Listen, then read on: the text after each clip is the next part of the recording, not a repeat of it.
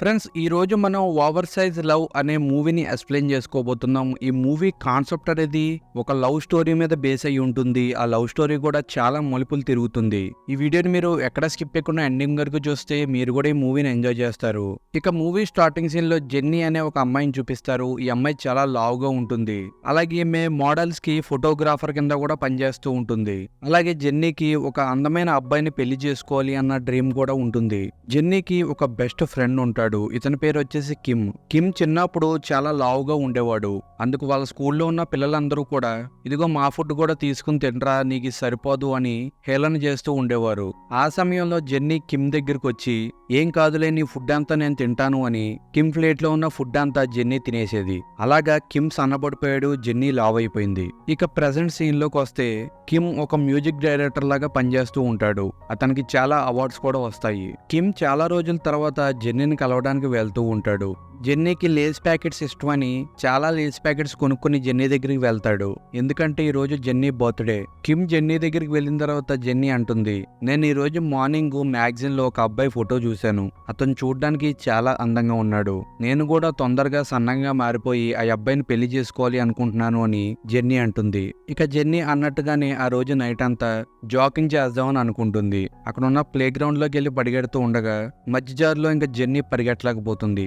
ఆగిపోయి నేను చాలా అలసిపోయాను, నువ్వు నా కోసం లేస్ ప్యాకెట్స్ తెచ్చావు కదా, పట్రా నేను తినేస్తాను అని కిమ్ తో అంటుంది. కిమ్ జెన్నీ అంకి చూసి నవ్వుతూ, డైటింగ్ అన్నావు, వాకింగ్ అన్నావు, మరి ఏంటి ఇంకా తినేస్తాను అంటున్నావు అని నవ్వుతూ ఉంటాడు. అప్పుడు జెన్నీ, ఈ రోజు నువ్వు నన్ను ఏమనకూడదు, ఎందుకంటే ఈ రోజు నా బర్త్డే, నేను నిన్ను ఏమడిగినా కానీ నువ్వు నాకు కొనియాలి అని అంటుంది. ఇక కిమ్ జెన్నీ కోసం ఫుడ్ ఆర్డర్ చేస్తాడు. ఆ ఫుడ్ ని చూడగానే జెన్నీ ఒక్క దెబ్బలో అంతా లాగిచ్చేస్తుంది. ఇక తర్వాత రోజు ఫేమస్ మోడల్ అయిన ర్యాండీ తన టీమ్ తో కలిసి జెన్నీ స్టూడియోకి వస్తాడు.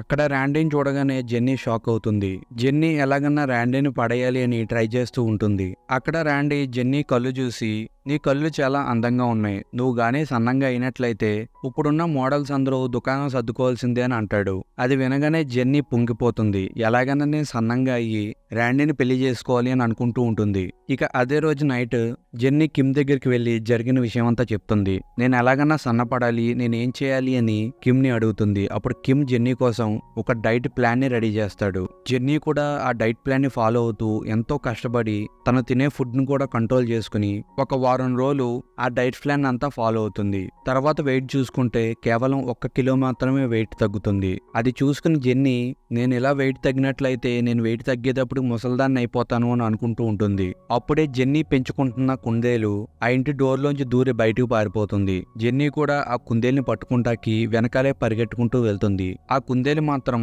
ఒక పాడుబడిన ఇంటి లోపలికి వెళ్ళిపోతుంది. జెన్నీ కూడా దాన్ని ఫాలో అవుతూ ఆ ఇంటి లోపలికి వెళ్తే అక్కడ ఒక మ్యాజిక్ రూమ్ ఉంటుంది. జెన్నీ ఆ మ్యాజిక్ రూమ్ లోపలికి వెళ్తుంది. ఆ రూమ్ లో ఒక పెద్దతను తలకిందులుగా నడుస్తూ ఉంటాడు. అతను చూసి జెన్నీ షాక్ అయిపోతుంది. ఆ పెద్దతను, నువ్వేమీ భయపడకు, నేను ఒక డ్రీమ్ ఫిక్సర్ని, నువ్వు ఏదన్నా కోరుకుంటే ఆ కోరిక నేను నెరవేరుస్తాను అని అంటాడు. కానీ అందుకు ఫలితంగా నువ్వు నాకు ఏదో ఒకటి ఇవ్వాలి అని అడుగుతాడు. అప్పుడు జెన్నీ కూడా ఇదేదో బాగుంది అనుకుని నేను చాలా తొందరగా సన్నంగా అయిపోవాలి, అలాగే నేను చాలా అందంగా అయిపోవాలి అని కోరుకుంటుంది. అప్పుడు ఆ ముసలతను కూడా, సరే అలాగే చేస్తాను, నీకు నేను ఒక డ్రింక్ ని ఇస్తాను, ఇది నువ్వు తాగినట్లయితే నువ్వు చాలా సన్నంగా అందంగా అయిపోతావు, ఇది నీకు ఇచ్చినందుకు నీ దగ్గర నుంచి నేను ఒకటి తీసుకుంటాను అని అంటాడు. జెన్నీ కూడా సరే తీసుకో అనగానే ఆ ముసలతను ఆ డ్రింక్ ని జెన్నీకి ఇచ్చేస్తాడు. ఇక జెన్నీ ఆ డ్రింక్ ని తీసుకుని ఇంటికి వచ్చేస్తుంది. దాన్ని ఒక్క డ్రాప్ తన నోట్లో వేసుకుంటుంది. అప్పుడే ఉన్నట్టుండి జెన్నీ చాలా సన్నంగా అయిపోతుంది. తను ఊహించలేనంత సన్నంగా జెన్నీ అయిపోతుంది. తన ఫేస్ కూడా చాలా అందంగా మారిపోతుంది. ఇక జెన్నీ ఒక అందమైన డ్రెస్ వేసుకుని రోడ్డు మీదకి వెళ్తుంది. రోడ్డు మీద ఉన్న కుర్రవాళ్ళందరూ జెన్నీని చూసి సైట్ కొడుతూ ఉంటాడు. చాలా మంది మగవాళ్ళు నువ్వు చాలా అందంగా ఉన్నావు అని అంటూ ఉంటారు. జెన్నీ మాత్రం ఈ మాటలన్నీ వింటూ పొంగిపోతూ ఉంటుంది.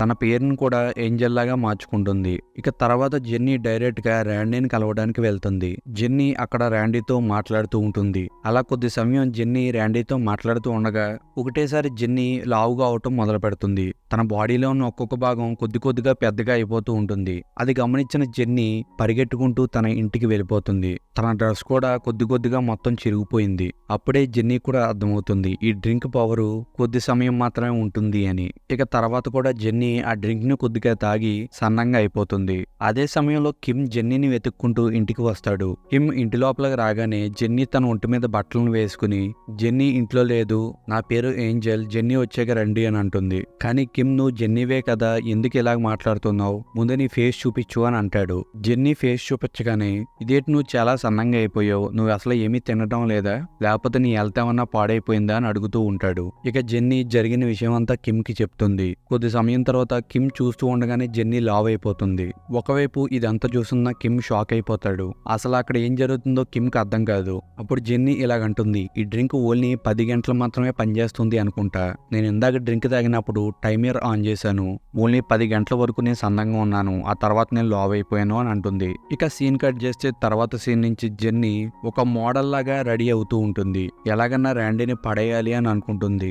ఒకవైపు కిమ్ కి ర్యాండీకి సంబంధించిన ఒక యాడ్ కి మ్యూజిక్ డైరెక్టర్ కింద అవకాశం వస్తుంది. అలాగే ఆ యాడ్ షూట్ డైరెక్టర్ కూడా కిమ్ ఫ్రెండే అవుతాడు. ఒకవైపు ఈ విషయం అంతా తెలుసుకున్న జెన్నీ కిమ్ దగ్గరికి వెళ్ళి ఎలాగన్నా నన్ను ర్యాండీ దగ్గరికి తీసుకువెళ్ళు, అతనితో కలిసి నేను పర్ఫార్మెన్స్ చేస్తాను అని అంటూ ఉంటుంది. కిమ్ ఒప్పుకోపోవడంతో కిమ్ ని అలాగే అతని ఫ్రెండ్ ని చాలా రిక్వెస్ట్ చేస్తుంది. ఇక కిమ్ ఫ్రెండ్ కూడా సరే నేను తీసుకెళ్తాను అని అంటాడు. ఇక తర్వాత సీన్ లో ర్యాండీ దగ్గరికి జెన్నీ వెళ్తుంది. అప్పుడు జెన్నీని ర్యాండీ చూసి ఫస్ట్ లుక్ లోనే పడిపోతాడు. ఒకవైపు జెన్నీ అక్కడ ఉన్న వాళ్ళందరికీ తన పేరుని ఏంజెల్ గానే చెప్తుంది. ఒకవైపు తను అలా చెప్పటం కిమ్ కి ఇష్టం ఉండదు. ఇక తర్వాత షూట్ స్టార్ట్ అవుతుంది. ర్యాండీ జెన్నీ చాలా బాగా యాక్ట్ చేస్తూ ఉంటారు. షూట్ మధ్యలో గ్యాప్ వచ్చినప్పుడల్లా ర్యాండీ జెన్నీతో పులిహార కలుపుతూ ఉంటాడు.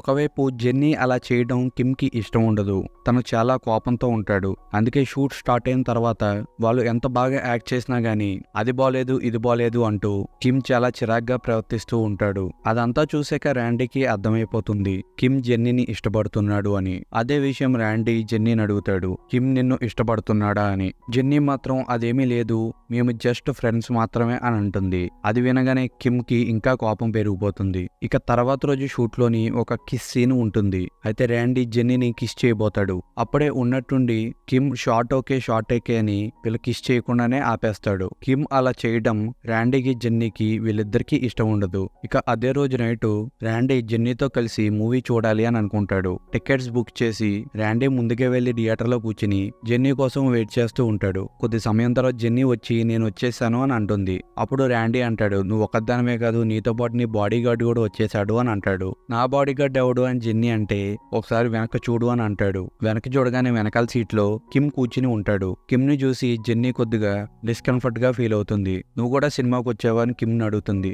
వచ్చాను, సినిమా చూద్దామని వచ్చాను, ఇప్పుడు ఏమైంది అని అంటాడు కిమ్. అప్పుడు జెన్నీ ఏం మాట్లాడకుండా సైలెంట్ గా ఉండిపోతుంది. ఇక మూవీ అయిపోయిన తర్వాత జెన్నీ కిమ్ డిన్నర్ చేస్తాకి వెళ్తారు. ఆ తర్వాత పబ్కి కూడా వెళ్తారు. ఇక అదే సమయంలో జెన్నీ కొద్దిగా లావ్ అవుతూ మొదలు పెడుతుంది. ఇక జెన్నీ అక్కడి నుంచి పరిగెట్టుకుంటూ వాష్రూమ్ వైపు వెళ్తూ ఉంటుంది. తన డ్రెస్ కూడా కొద్దిగా చిరిగిపోతూ ఉంటుంది. తను వాష్రూమ్ లోకి వెళ్ళి డోర్ వేసేసుకుంటుంది. తన డ్రెస్ అంతా చిరిగిపోతుంది. తను లావ్ అయిపోయి ఉంటుంది. ఇప్పుడు నేను బయటికి ఎలా వెళ్ళాలి, నా డ్రెస్ కూడా చిరిగిపోయింది అని ఏడుస్తూ ఉంటుంది. అప్పుడే బయట నుంచి ఎవరో డోర్ కొడతాడు. డోర్ ఓపెన్ చేయగానే బయట కిమ్ ఉంటాడు. నీ కోసం నేను బెన్నీ డ్రెస్ ని తెచ్చాను అని అంటాడు కిమ్. ఇక జెన్నీ ఆ బెన్నీ డ్రెస్ ని వేసుకుని ఆ బాత్రూమ్ నుంచి బయటకు వచ్చేస్తుంది. తర్వాత కిమ్ ర్యాండీ దగ్గరికి వెళ్ళి ఏంజెల్ ఇప్పుడు సన్నంగా ఉంది కదా, సడన్ గా లావ్ అయిపోతే నువ్వు ఏంజెల్ తో ఉంటావా అని అడుగుతాడు. అప్పుడు ర్యాండీ తన అందంగా ఉంది కదా ఎందుకు లావ్ అవుతుంది అని అంటాడు. ఇక తర్వాత జెన్నీ కిమ్ వీళ్ళిద్దరూ రోడ్డు మీద నడుచుకుంటూ వెళ్తున్నప్పుడు కిమ్ ఇలాగంటాడు, ర్యాండీ నీ అందాన్ని చూసే నేను లవ్ చేస్తున్నాడు, నువ్వు లావ్ అవుతే నీతో అసలు ర్యాండీ ఉండడు,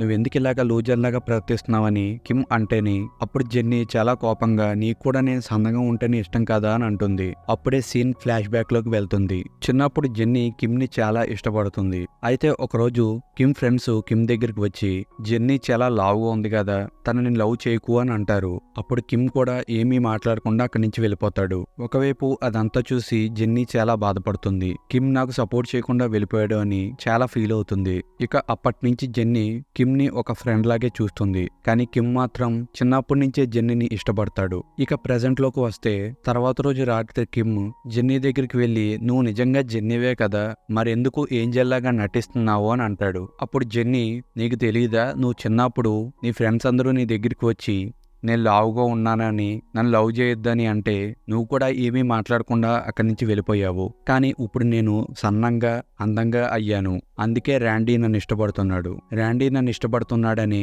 ఇప్పుడు నువ్వు వచ్చి నన్ను కేర్గా చూస్తున్నావు అని అంటుంది. అప్పుడు కిమ్, నువ్వు జెన్నీగా ఉంటే నాకు ఇష్టం. నువ్వు లావుగా ఉండి సన్నంగా అవ్వడానికి కష్టపడుతున్నప్పుడు నిన్ను సపోర్ట్ చేసింది నేనే. నువ్వు ఇప్పుడు ఈ మ్యాజిక్ డ్రింక్ వలన వచ్చిన అందాన్ని చూసి మురిసిపోకు. ఇది పర్మనెంట్ కాదు, ఇది కొద్ది సమయం మాత్రమే ఉంటుంది. ఇలాగ నువ్వు ఈ డ్రింక్స్ తాగడం వలన నీ హెల్త్ కూడా పాడైపోతుంది అని కిమ్ చెప్పడానికి ప్రయత్నిస్తూ ఉంటాడు. కానీ జెన్నీ ఏమీ నమ్మకుండా, ఇలాంటి విషయాలన్నీ నేను నమ్మను, అసలు నేను లావు అవుతానికి కారణం నువ్వే. చిన్నప్పుడు నీ ప్లేట్లో ఉన్న ఫుడ్ అంతా తీసుకుని నేను తినటం వలన నేను లావు అయిపోయాను అని అంటుంది. అప్పుడు కిమ్ కి తన ఐస్ బ్లింక్ అవుతాయి. ఎందుకంటే కిమ్ చిన్నప్పుడు జ్ఞాపకాలన్నీ మర్చిపోతాడు. తనకి చిన్నప్పుడు జరిగిన ఏ విషయాలు గుర్తుండవు. అందుకు కిమ్, నువ్వు నన్ను కాపాడటానికి లావయ్యావా, ఎప్పుడమ్మా అని అడుగుతాడు. ఒకవైపు ఇదంతా విన్న జెన్నీ ఏడుస్తూ అక్కడి నుంచి వెళ్ళిపోతుంది. నిజానికి ఏం జరిగిందంటే, జెన్నీ స్టార్టింగ్ సీన్ లో ఆ మ్యాజిక్ రూమ్ లోకి వెళ్ళినప్పుడు ఆ పెద్దతను, నీకు నేను ఈ డ్రింక్ ఇస్తే నీ దగ్గర నుంచి ఒకటి తీసుకుంటాను అని అన్నాడు చూసారా. అతను అన్నట్టుగానే జెన్నీ క్లోజ్ ఫ్రెండ్ అయిన కిమ్ చిన్నప్పుడు జ్ఞాపకాలు తీసేసుకుంటాడు. అందుకే కిమ్ కి తన చిన్నప్పుడు ఏం జరిగిందో గుర్తుండదు. కానీ ఆ మ్యాజిక్ తాతే కిమ్ చిన్నప్పుడు జ్ఞాపకాలు తీసేసుకున్నాడు అన్న విషయం జెన్నీకి అయితే తెలియదు. తర్వాత సీన్ లో జెన్నీ ర్యాండీతో కలిసి డిన్నర్ కి వెళ్తుంది. అక్కడ జెన్నీ ర్యాండీతో, నేను ఫ్యూచర్ లో లావుగా అవుతే ఇప్పుడు నన్ను ఎలాగైతే ఇష్టపడుతున్నావో నేను లావ్ అయిన తర్వాత కూడా నువ్వు అలాగే ఇష్టపడతావా అని అడుగుతుంది. అప్పుడు ర్యాండీ అంటాడు, ఇప్పుడు మనం ఇద్దరం సెలబ్రిటీస్, మనమిద్దరం కలిసి ఉండాలి అంటే ఎప్పటికీ మనమిద్దరం ఇలా అందంగానే ఉండాలి, లేకపోతే మనమిద్దరం ఇలా కలిసి ఉండలేమని అంటాడు. ఒకవైపు ఇది వింటున్న జెన్నీ షాక్ అయిపోతుంది. ఈ ప్రాబ్లం నుంచి ఎలా తప్పించుకోవాలా అనుకుని ఆ డ్రీమ్ ఫిక్సర్ దగ్గరికి వెళ్ళి, నేను ఎప్పటికీ ఇలాగా సన్నంగానే ఉండాలి, నేను ఎప్పుడు ఇలా సన్నంగానే ఉండేలాగా నాకు ఏదన్నా ఇవ్వి అని ఆ డ్రీమ్ ఫిక్సర్ ని జెన్నీ అడుగుతుంది. ఒకవైపు కిమ్ కబోర్డ్ లో జెన్నీ కిమ్ చిన్నప్పుడు స్కూల్లో దిగిన ఫోటో దొరుకుతుంది. అది చూడగానే కిమ్ కి తన చిన్నప్పుడు జ్ఞాపకాలన్నీ గుర్తొస్తాయి. ఇక అప్పుడు కిమ్ జెన్నీ కోసం ఒక సాంగ్ ని కంపోజ్ చేస్తాడు. ఆ సాంగ్ లో కిమ్ జెన్నీని ఎంత లవ్ చేస్తున్నాడో ఆ పదాలన్నీ ఇంక్లూడ్ చేసి ఒక సాంగ్ ని రాస్తాడు. ఇంకొక వైపు జెన్నీ ఆ డ్రీమ్ ఫిక్సర్ తో, నేను ఎప్పటికీ ఇలాగే అందంగా సన్నంగా ఉండాలి, దానికి ఏదైనా డ్రింక్ నాకు ఇవ్వి అని అడుగుతూ ఉంటుంది. ఆ డ్రీమ్ ఫిక్సర్ కూడా, సరే నేను అలాగే చేస్తాను, కానీ నువ్వు నాకు ఏదోటి ఇవ్వాలి అని ఆ డ్రీమ్ ఫిక్సర్ అడుగుతాడు. జెన్నీ కూడా సరే ఓకే అని అంటుంది. అలాగే జెన్నీ పర్మనెంట్ గా చాలా అందంగా అవుతుంది. ఇక తర్వాత రోజు ర్యాండీ జెన్నీకి ఒక ప్రెస్ మీట్ ఉంటుంది. అక్కడికి వచ్చిన మీడియా వాళ్ళందరూ వీళ్ళిద్దరిని చాలా క్వశ్చన్స్ అడుగుతూ ఉంటారు. ర్యాండీ వాళ్ళు అడిగిన క్వశ్చన్స్ అన్నిటికి ఏదో ఒక ఆన్సర్ చెప్తూ మేనేజ్ చేస్తూ ఉంటాడు. అప్పుడే అక్కడికి ఒక అమ్మాయి వస్తుంది. ఆ అమ్మాయి ఎవరో కాదు, జెన్నీ ప్లేస్ లో యాడ్ షూట్ చేయాల్సిన అమ్మాయే. ఆ అమ్మాయి చాలా గట్టిగా అరుస్తూ, జెన్నీ వల్ల నన్ను తీసేశారు పనిలోంచి అని చాలా గట్టిగా కోపడుతూ జెన్నీ మొహం మీద నీళ్లు కొట్టేసి చాలా గట్టిగా అరుస్తూ ఉంటుంది. వాళ్ళందరిలో జెన్నీ చాలా బాధపడుతూ ఉంటుంది. అప్పుడే అక్కడికి కిమ్ వచ్చి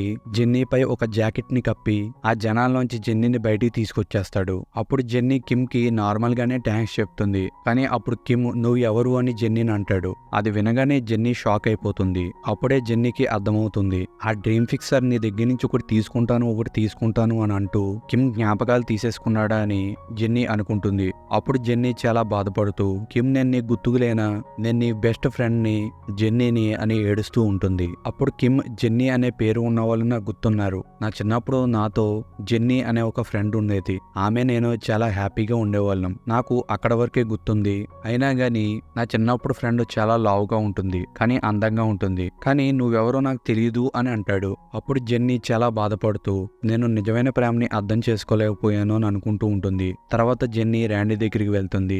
ర్యాండీకి జరిగిన విషయం అంతా చెప్పేస్తుంది. అప్పుడే ర్యాండీ అంటాడు, కిమ్ జెన్నీ అనే అమ్మాయి కోసం ఒక సాంగ్ అని రాశాడు, ఆ సాంగ్ చాలా బాగుంది, అది నువ్వు విన్నావా అని అడుగుతాడు. ఇక అప్పుడు జెన్నీ ఎటువంటి లేటు చేయకుండా ఆ సాంగ్ వినడానికి స్టూడియోలోకి వెళ్తుంది. ఆ సాంగ్ లో కిమ్ జెన్నీని ఎంతలా ప్రేమించాడో ఒక్కొక్క పదం వివరిస్తూ రాశాడు.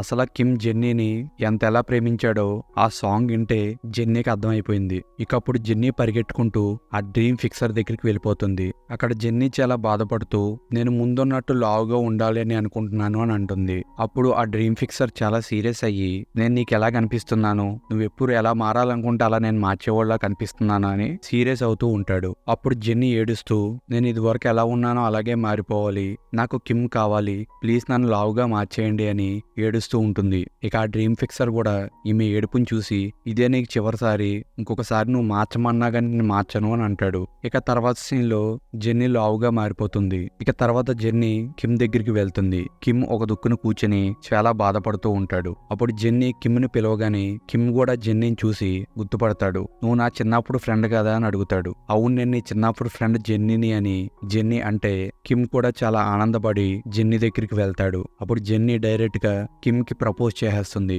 ఇక వీళ్ళిద్దరూ అప్పుడు ఒకరినొకరు ప్రేమించుకుంటారు. నిజానికి కిమ్ కి తన చిన్నప్పుడు జ్ఞాపకాలు మాత్రమే గుర్తున్నాయి. తర్వాత జెన్నీ ఒక డ్రింక్ తాగి సన్నంగా అయ్యింది, మళ్ళా లావ్ అయ్యింది. ఈ విషయాలేమి కిమ్ కి గుర్తుకు లేవు. ఇక వీళ్ళిద్దరూ ఇలా కలవడంతో ఈ మూవీ ఎండ్ అయిపోతుంది.